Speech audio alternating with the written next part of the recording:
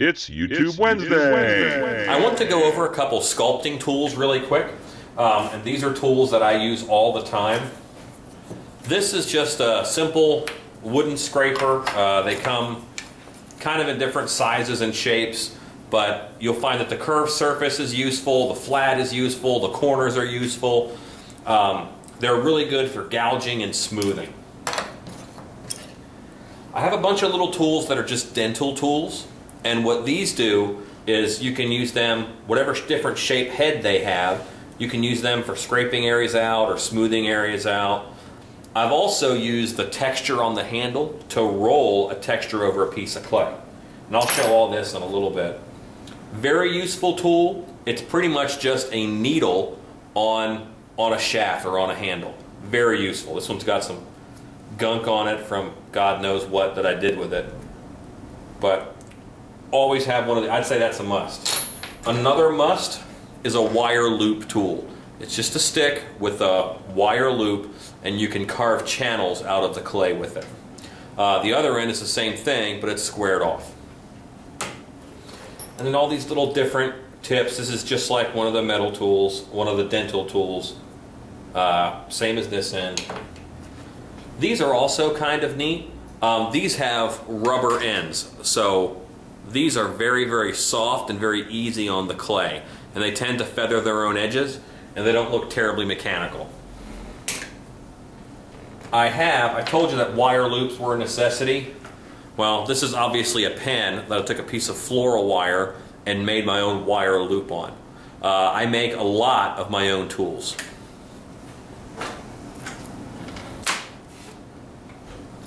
This is obviously a tool. It's a little metal rake that I use for getting lines or a hair-like texture or even wrinkles.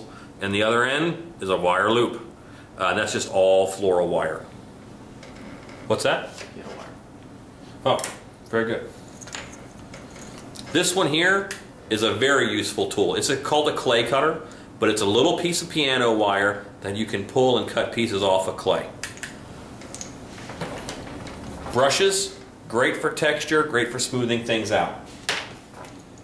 This is called a kidney. It's rubber, it's kind of kidney shaped. Really good for smoothing and scraping and working clay. Really good tool. That's everything. Now I'm going to use the tools on a trunk. I'm going to use the clay cutter really quick just to show you how easy it is. And basically, if you want to measure how much clay you're putting down, let's say for a mask you want a certain thickness, then you can put down things like rulers or whatever and run your wire right along that. For what I'm doing here, I'm just kind of showing you some stuff, so I'm just going to scrape off about an inch or so. And I'm just kind of doing it by eye. As long as I keep it level, I'll have no problem getting a nice, even, clean cut. I'm going to set this big piece aside. I'm just going to work on this piece for demo purposes. Why I use plastic. If I'm working with this clay, can you actually do a close-up of this? Just right here. Just that piece of clay? Yeah, tighter.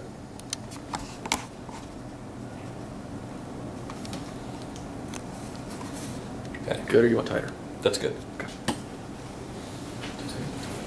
All right, if I use this tool here and just make a scratch mark in the clay,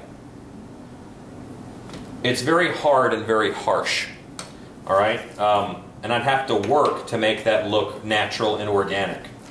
If I put down the plastic gets pushed in with it and creates a much more natural and organic texture.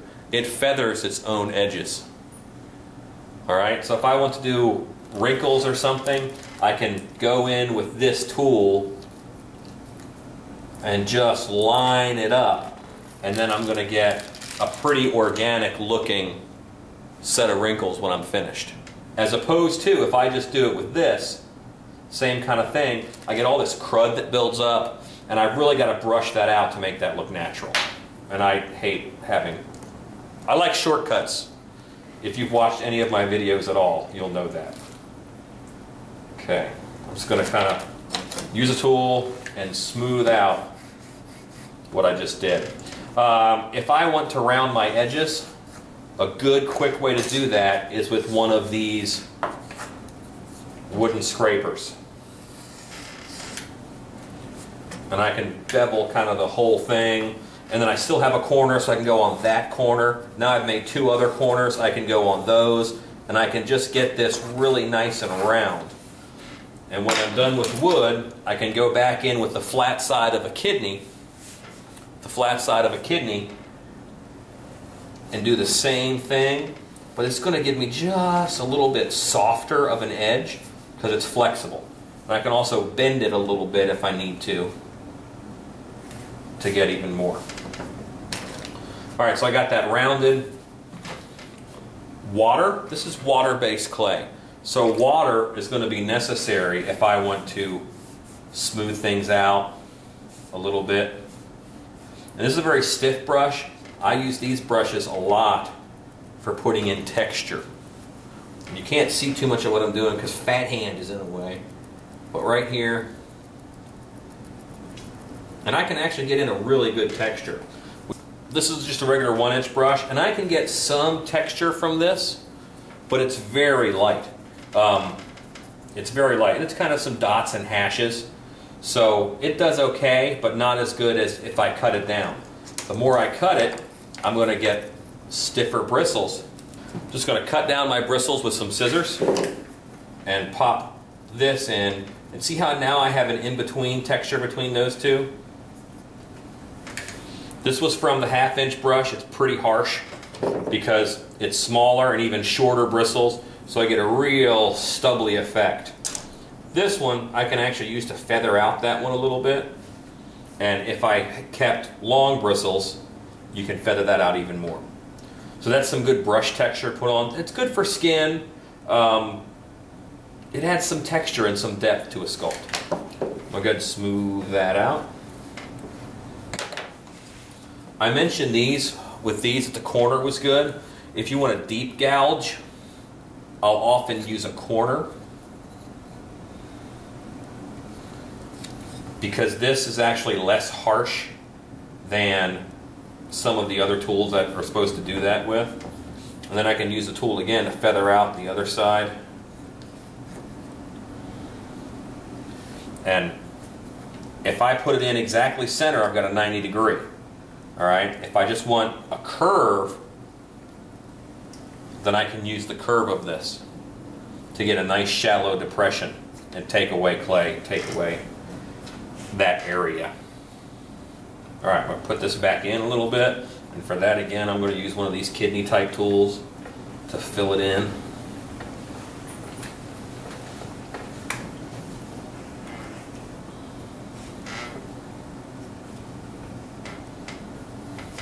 And I want to show you guys the rubber-ended tools. See how much more smooth the rubber kidney works for me? These two tools here, metal tool, again, this is kind of combining the metal tool and the plastic bag all in one. It's going to feather itself out a little bit more than the other ones will, because you can see how the end of it moves.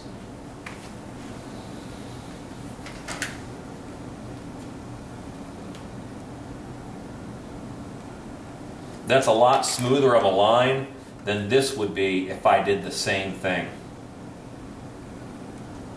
It's just a lot sharper. It's a lot less organic.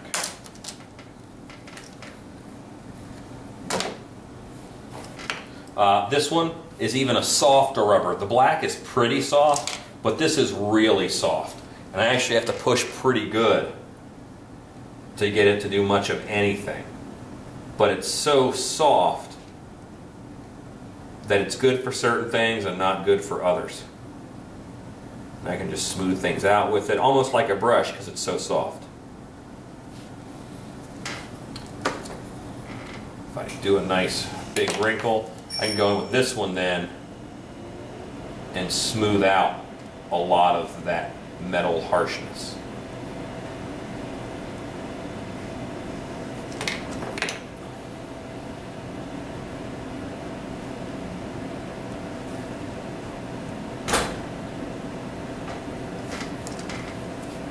That is, oh, wire loops.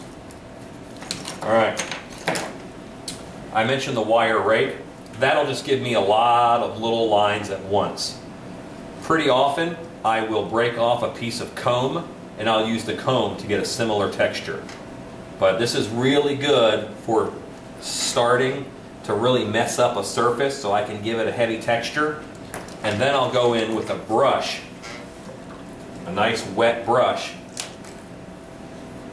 and that puts, it kind of organicizes it and makes it a lot softer. And now you can almost see it a little better as a texture.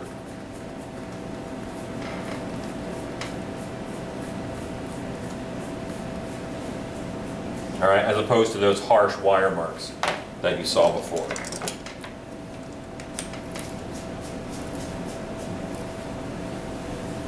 All right, wire loops. Boom, boom, boom. This one, it's floral wire, so I can bend this into any shape that I want. Right now I've got it set for a pretty deep groove. And as it cuts it out, it gives me two things. It gives me that trench, and it gives me a ridge I can use somewhere else. If I want a vein that's showing on the skin, I can use one of these, brush it out, blend it in. So that's my raised feature, my raised area. I really want to concentrate on the ends of it to make sure it smoothly goes in to where I want it to go. And I would need a finer brush with shorter bristles to get that nice and smooth. Standard wire loop, really good for removing pieces of clay. I can remove clay. Let me put this back here real quick.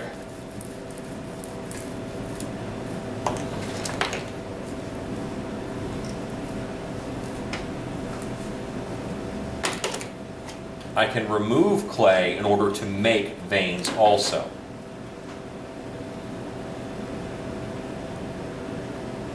Remove it on that side, and I'll remove it on this side.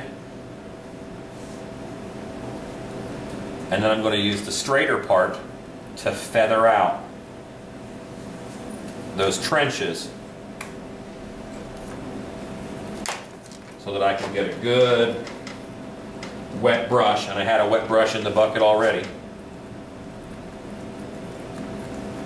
And now I'm getting a nice smooth transition. And never forget to use your hands and your fingers, because those are probably the tools you have the most practice with.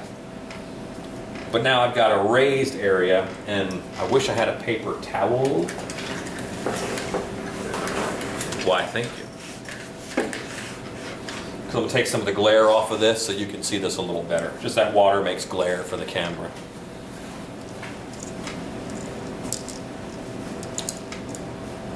But now I've got my raised vein by pulling away those areas. And that can be a bone showing through skin. It can be all kinds of things. But those are just some of the tools and techniques. And I'm going to go and actually work on a sculpt here that I have to work on. Whenever I'm sculpting, I like to have visual references.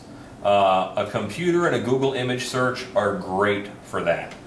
Since I'm working on a caiman skull right now, stylized, modified caiman skull. I'm pulling up Google images of caiman skulls. So I'm keeping my computer open so that I'm able to view these while I work and look for a different angle while I'm working.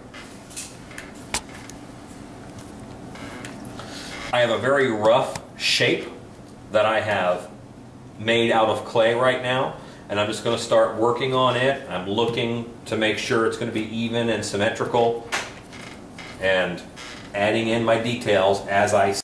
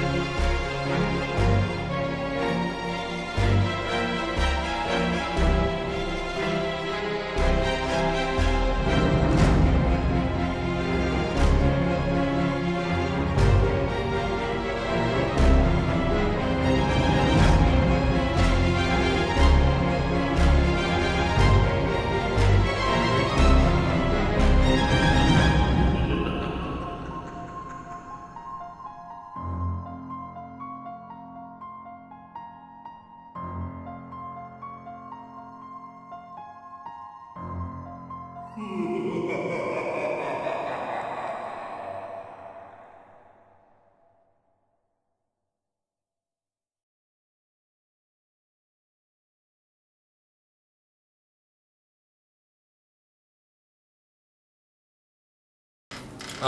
have a little bit more refining to do on this, but right now the clay is too wet. Just like mud, if you step into the mud when it's raining outside and really wet, it fills in a little bit. If you let it dry out a little bit, you can get a crisper, harder edge. And I'm going to do that to get a lot of this detail in here. And I really need the rough shape. This is going to be part of a headpiece for a much bigger costume. So for this one piece, this is the level of detail that I need. I don't like to waste time on things that aren't important. So I'm not going to spend a ton of time on this when I have the whole costume to do. And I know they're going to look at that as a whole as opposed to just focusing on this. So that's it for this quick sculpting demo. Get some clay. This is water-based clay that I'm using. That's why water smoothed it out. You don't have to go buy tools. You can certainly make your own like I do a lot of the time. These brushes are cheap. You see how often I use those and when I was giving it texture. But try it. Do it. And then make a plaster mold. Lord knows I've done videos on that. Thanks for 2,000 subscribers. Hooray!